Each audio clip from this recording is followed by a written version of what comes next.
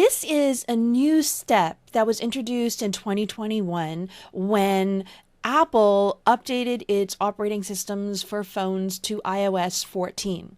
The reason it was important is because in that update, they rolled out a new privacy option that asks people, do they want to be tracked online? And if people say yes, Facebook is required to not allow you to use those people in any type of retargeting ads. So this is when people visit a website that's outside of the app and outside of Facebook. And because of this, a lot of other technical things have made it more complicated for people to advertise on Facebook. Facebook is trying to minimize the impact, and there's a couple things we can do. One is verifying the domain and managing events on the domain.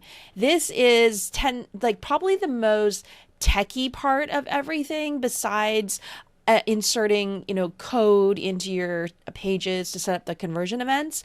This I would put alongside of that in terms of being like a tricky thing to do. Once you do it once though, it's easier because you've gone through it, but it can be really confusing. So I'm going to walk you through what has to happen. If you are running ads for a client, you may need to possibly meet with the client to help them walk through how to actually do this, because often when you're added as a partner, you can't do all of these steps yourself, and you may not even be able to manage events. They could even just be hidden from you, especially if they didn't give you the full admin rights. But I always just find a way to do it where I just meet with the client. It doesn't take too long. What they usually need is just some type of guidance on where to click and what to do. So let's dive into the business manager and I'll show you what you need to do to verify the domain. So in business.facebook.com, you want to find that hamburger menu again and look for business settings. It should look something similar to this. And then on the left-hand side, look for brand, safety, and domains.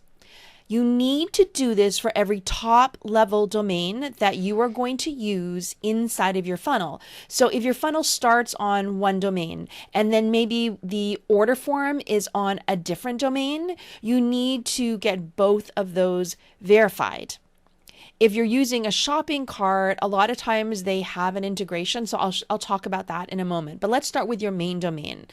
And what this will allow you to do is it will allow you to use a conversion objective that happens on one of these domains, and it will enable you to do it even if they have opted out of being tracked. It doesn't mean you can actually track them. It just allows Facebook to better optimize, and it doesn't get around. This is not like some type of workaround around privacy issues, but if you don't do it, you will get a warning that says your audience may be a lot smaller because they can't include people who have opted out of privacy.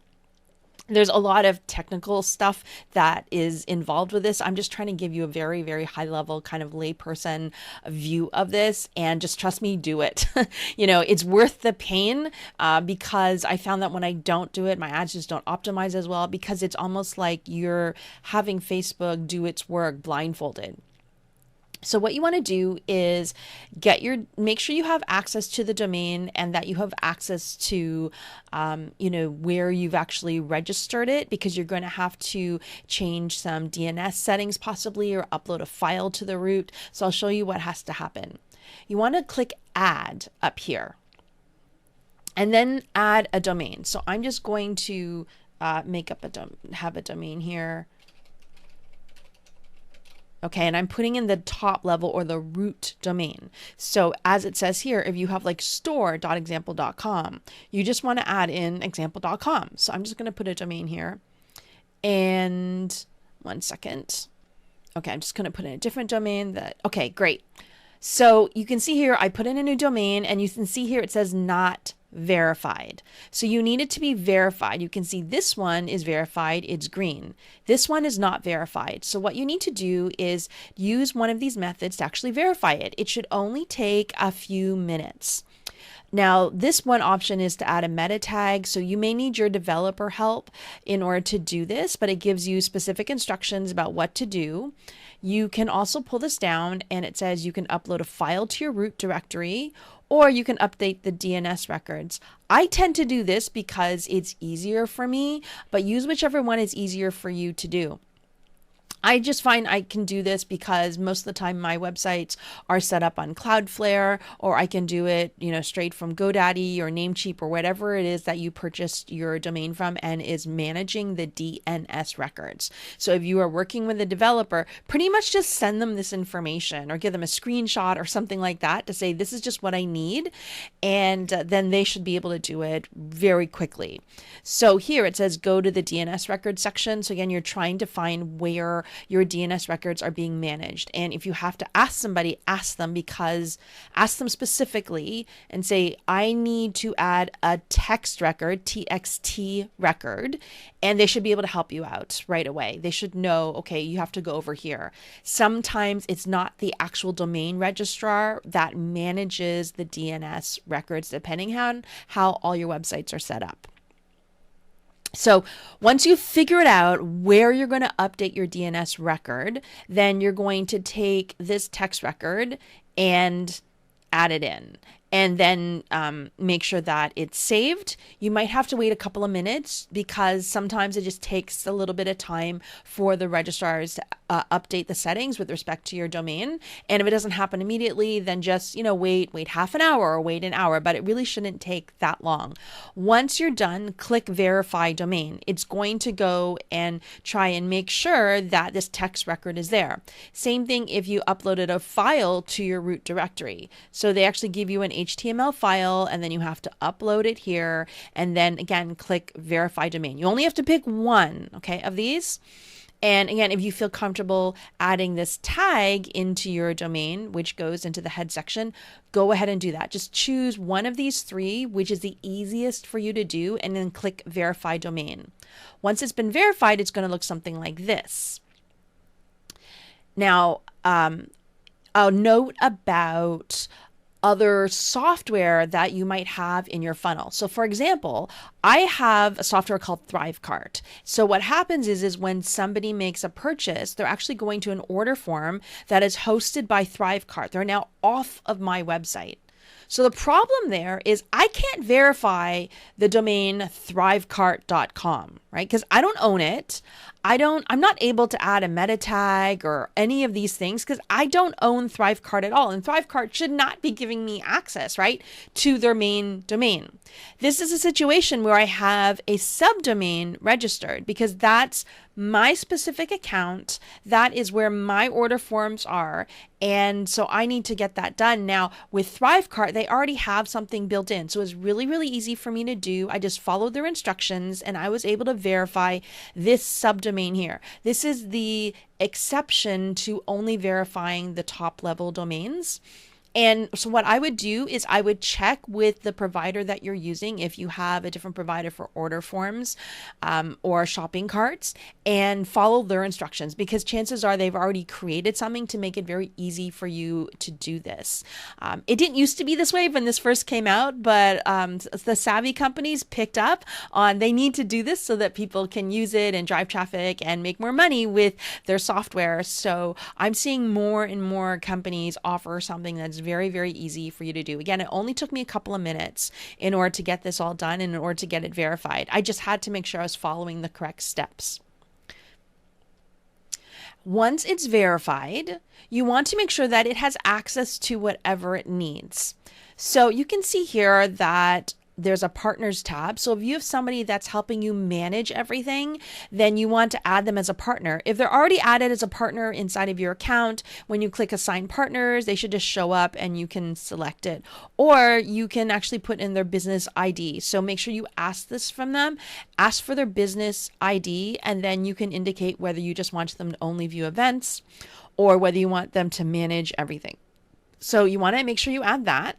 You can also go to connected assets, or you can also click this button up here that says add assets.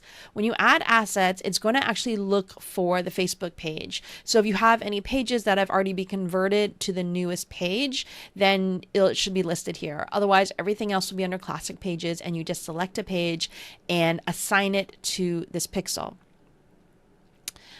And finally, you can look here and there's an option here for domain access. This is optional.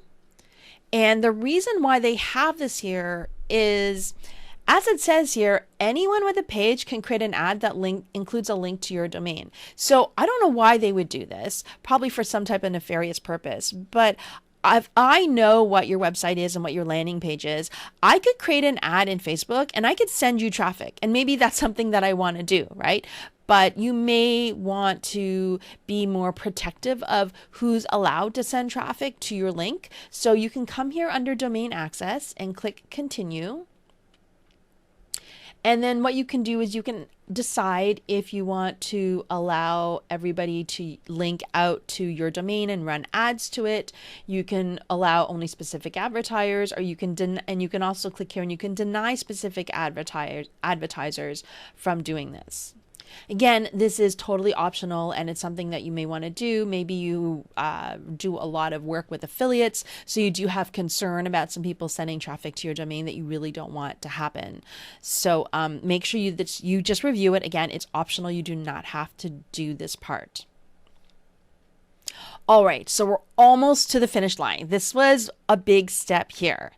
The next thing we need to do is we need to actually map the conversion events that we created to one of the verified domains. So this is the last step that you need to do in order to have your domain set up according to the iOS 14 privacy requirements by Facebook.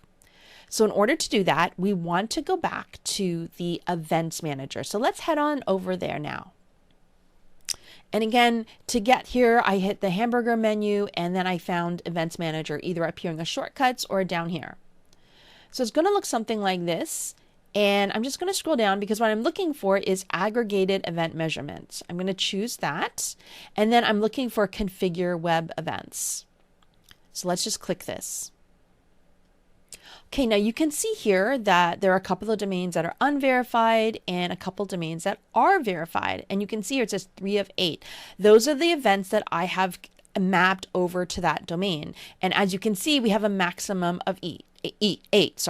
However, don't panic. I know some people like to create a ton of different custom conversions, but you only have to really worry about the standard events. So what I'm going to do is I'll show you how it works. I'm just going to pull this down here and you can see that I have a couple of events here already. So I'm going to click Manage Events. You may have 0 and that's fine.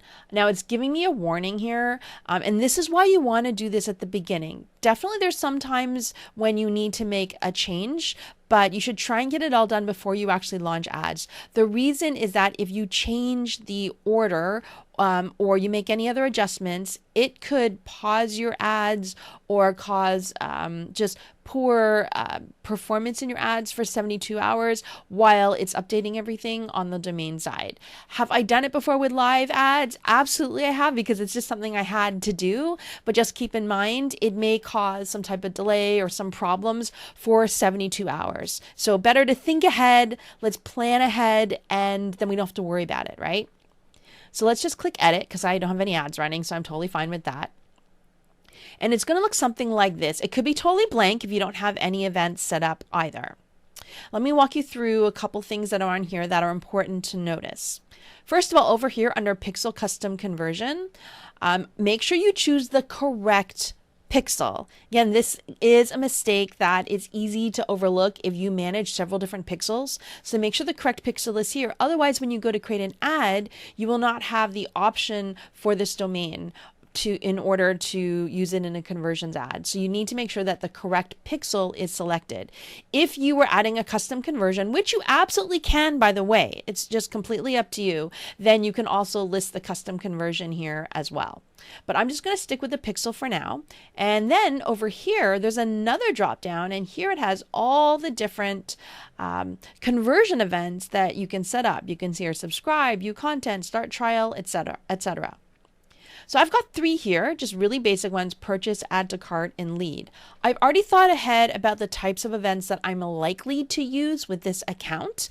If it's an e-commerce account, it's probably going to make sure that you have initiate checkout and add to cart, and maybe add to wish list and add payment information. So there might be a couple of more that you want to do to make sure that it is customized to an e-commerce situation. Or if you do a lot of webinars, maybe you also need a complete registration. So think through the general types of things that are going to happen with this domain so that you can, again, just do it all at once. And you have up to 8 slots to use. So feel free to use it. You can always delete stuff later. You can move stuff around. So it's not written in stone, but let's just try and do it so we don't have to change it frequently.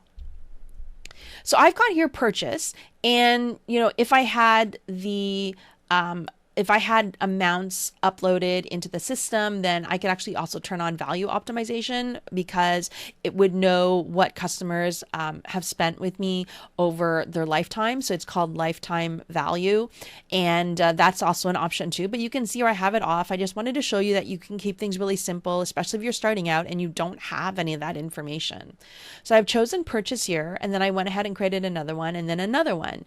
You can add it just by clicking this green button, add event, and you can see, oh, it just added something down here. And then I'm going to choose the pixel, and then I'm going to choose the event. So maybe it's complete registration. Okay. Now here's a little bit of a tricky part. They want you to rank them from highest to lowest. The reason they do that is if a person has more than one of these events happen to them in a short period of time. And they even explain it to you a little bit here if I hover over priority. So you can see here, it says when a customer takes several actions during a conversion window, only the event that's highest in priority will be sent to Facebook for conversion. So if you have set up 7-day click, for example, then if a customer does a lead and a purchase within that 7-day conversion window, then Facebook's only going to count the purchase. They're not going to count both of these, because I put purchase as the highest priority. So you want to put the highest priority, the event that you're going to be using the most often.